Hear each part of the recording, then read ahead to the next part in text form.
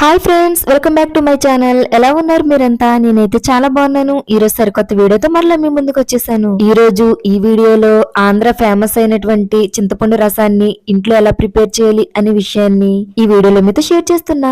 ఒకవేళ ఈ వీడియో కనుక మీకు యూస్ఫుల్ అనిపిస్తే ఈ వీడియో ఫస్ట్ నుంచి చివరి వరకు మిస్ కాకుండా చూడండి. ఫస్ట్ నేను రసానికి సరిపడేంత చిన్న దాకనైతే తీసుకున్నాను. దాంట్లో చిన్న సైజు లెమన్ అంత చింతపండునైతే తీసుకున్నానండి. ఒకవేళ మీరు పులుపు ఎక్కువగా కావాలనుకుంటే కొద్దిగా పెద్ద సైజు నిమ్మకాయ అంతా చింతపండుని మీరు తీసుకోవచ్చు. ఇప్పుడు దాంట్లో హాఫ్ ఆనియన్ ని చిన్న ముక్కల కింద కట్ చేసి యాడ్ చేసుకున్నాను. అదే విధంగా 1 టేబుల్ స్పూన్ కళ్ళుప్పుని యాడ్ చేసుకున్నానండి. ఎందుకంటే నేను ఈ 3 మిక్స్ చేస్తాను కాబట్టి కళ్ళుప్పు అయితే బాగుంటది అని చెప్పి కళ్ళుప్పుని యాడ్ చేసుకున్నా. ఒకవేళ మీ దగ్గర సాల్ట్ అవైలబుల్ గా ఉంటే సాల్ట్ కూడా యాడ్ చేసుకోవచ్చు. 1 టేబుల్ స్పూన్ అయితే నేను యాడ్ చేసుకున్నాను. ఇప్పుడు వాటర్ ని ఇది 2.5 గ్లాసుల వరకు నేను వాటర్ ని అయితే ప్రిపేర్ చేస్తున్నా. ఒకవేళ మీరు ఎంత వాటర్ తీసుకున్నా చింతపండు తీసుకున్నా ప్రాసెస్ అయితే ఇదేనండి.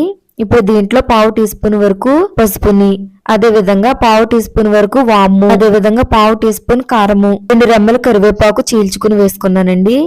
దీంట్లోనే 1/2 టేబుల్ స్పూన్ వరకు ధనియాల పౌడర్. ఒకవేళ మీ దగ్గర ధనియాల పౌడర్ అవైలబుల్ గా లేకపోతే ధనియాలైనా వేసుకోవచ్చు. అదే విధంగా ఒక ఎండుమిర్చి ఇలా 2 ముక్కల కింద కట్ చేసి యాడ్ చేసుకున్నా. ఇంకా ఫైనల్ గా దీంట్లో కొత్తిమీర చిన్న చిన్న ముక్కలుగా కట్ చేసి ఈ రకంగా యాడ్ చేసుకున్నాను. ఫస్ట్ ఇవన్నీ ఇలా చేసి ఇప్పుడు నేనైతే స్టవ్ మీద పెట్టేశాను. ఇప్పుడు మూత పెట్టుకుని లో ఫ్లేమ్ లో కొద్దిసేపు మరిగించాలి. ఇప్పుడు మరుగుతుంది చూసారు కదా, ఇలా దాదాపుగా ఒక 10 మినిట్స్ వరకు ఇలా మరిగితే రసం అనేది చాలా టేస్టీగా ఉంటదండి.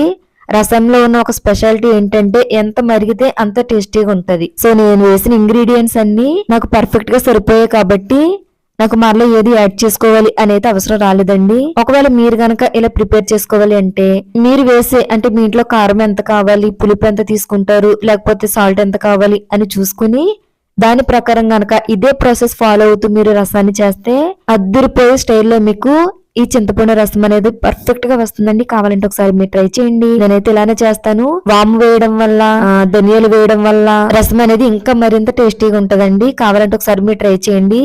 ఇంకొక విషయం ఏంటంటే మనం చింతపండు కొద్దిగా ఎక్కువగా వేస్తాం కాబట్టి మనం సాల్ట్ ఎంత వేసినా ఎంతో కొంత తక్కువగానే అనిపిస్తుంది. సో మీరు ఇలా మరుగుతూ ఉన్న టైంలోనే సాల్ట్ సరిపోయిందో లేదో చూసుకుని అడ్జస్ట్ చేసుకోవాలి. ఒకవేళ మీరు ఎన్ని ఇంగ్రీడియంట్స్ వేసినా రసం అనేది టేస్ట్ రావట్లేదు అంటే కారణం ఏంటంటే దాంట్లో సాల్ట్ సరిపడగా వేయట్లేదు అని అర్థం చేసుకోవాలి. చూసారు కదండి, రసం మరిగించేటప్పుడు హై ఫ్లేమ్ లో పెడితే పొంగిపోతుందండి.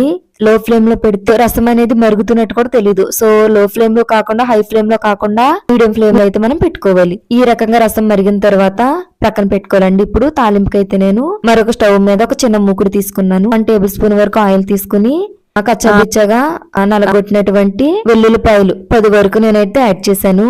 ఎందుకంటే ఇందులో మెయిన్ ఇంగ్రీడియంట్స్ వచ్చేసి వెల్లుల్లిపాయలే. తాలింపు వల్ల రసం టేస్ట్ రావాలి అంటే అందులో వెల్లుల్లి జీలకర్రేనండి మనకి టేస్ట్ నిచ్చేది. సో అందుకనే ఆ 2 ఇంగ్రీడియంట్స్ ని కొద్దిగా ఎక్కువగా తీసుకోవాలి. అదే విధంగా దాంట్లో 1 టేబుల్ స్పూన్ వరకు నేను జీలకర్రని యాడ్ చేశాను. ఇప్పుడు ఈ 2 కూడా లైట్ గా గోల్డెన్ కలర్ వచ్చేంత వరకు ఫ్రై చేసుకుని 2 ఎండుమిర్చి చిన్న చిన్న ముక్కల కింద కట్ చేసి అదే విధంగా కొద్దిగా కరివేపాకు ఈ 2 కూడా కలిపి నేను ఇందులో యాడ్ చేసుకున్నాను. ఇలా యాడ్ చేసుకుని మొత్తం కూడా మీకు ఫ్రై అవ్వాలండి. ఫ్రై అయితేనే చారులోకి బాగుంటది. ఎందుకంటే ఒకవేళ ఎండుమిర్చి మీరు తినాలనుకున్నా ఫ్రై అయితేనే అన్నంలో తినడానికి బాగుంటది. సో అలా అయ్యేంత వరకు కూడా మీరు ఇది ఫ్రై చేసుకోవాలి. ఇంకొకటి ఏంటంటే అందరూ అంటారు తాలింపు సుయ్యమని సౌండ్ వస్తేనే మనకు రసం టేస్ట్ అని.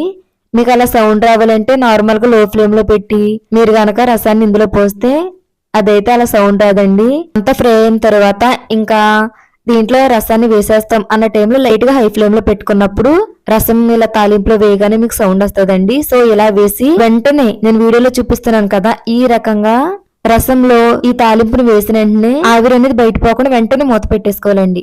ఇదొకటి మాత్రం మీరు మర్చిపోవద్దు. ఎందుకంటే ఆవిరి ద్వారా కొద్దిగా టేస్ట్ కూడా వస్తుంది. సో అందుకని మీరు ఎప్పుడు తాలింపు చేసుకున్నా అది పప్పుచారులో అయినా సాంబార్లో అయినా దీంట్లో అయినా ఎలా చేసినా తాలింపు వేసిన వెంటనే మూత పెట్టేయాలండి. అలా పెడితే మీకు చేసుకున్నది ఏదైనా చాలా టేస్టీగా ఉంటది. ఇంతే ఫ్రెండ్స్, చింతపండు రసం వచ్చేసి చాలా ఈజీ ప్రాసెస్ అండి. మీకు చెప్పడం వల్ల ఒకవేళ కష్టంగా ఉండొచ్చేమో కానీ ఒకవేళ మీరు ఇంట్లో కనుక ప్రిపేర్ చేస్తే మీకు ఒక 15 మినిట్స్ కూడా టైం పట్టదు. అంత ఈజీగా మీరైతే పర్ఫెక్ట్ గా టేస్టీగా చేసుకోవచ్చు. అంతే ఫ్రెండ్స్, ఈ వీడియో వచ్చేసి ఒకవేళ మీరు మీ ఇంట్లో ఫ్రైలు చేసుకున్నా, ఒకవేళ మీ ఇంట్లో చిన్నపిల్లలు ఉన్నా, ఒకవేళ మీ ఇంట్లో ఎవరికైనా ఫీవర్ వచ్చి ఇబ్బందిగా ఉన్నా ఐ హోప్ ఈ చింతపండు రసం అనేది మీకు చాలా యూజ్ఫుల్ అవుతుందండి. కావాలంటే ఒకసారి మీరు ట్రై చేయండి. ఎలా ఉంది ఏంటి ఇలాంటి విషయాలన్నీ కూడా నాతో కామెంట్ సెక్షన్ షేర్ చేసుకోండి. అలాగే ఈ వీడియో మీకు నచ్చితే ఈ వీడియో లైక్ చేయండి, షేర్ చేయండి. తప్పకుండా మన ఛానల్ ని సబ్స్క్రైబ్ చేసుకోండి. చాలా మంది వీడియోని లైక్ చేస్తున్నారు, షేర్ చేస్తున్నారు, కానీ సబ్స్క్రైబ్ చేసుకోవట్లేదు. దయచేసి మన ఛానల్ ని కూడా సబ్స్క్రైబ్ చేసుకోండి. Bye friends.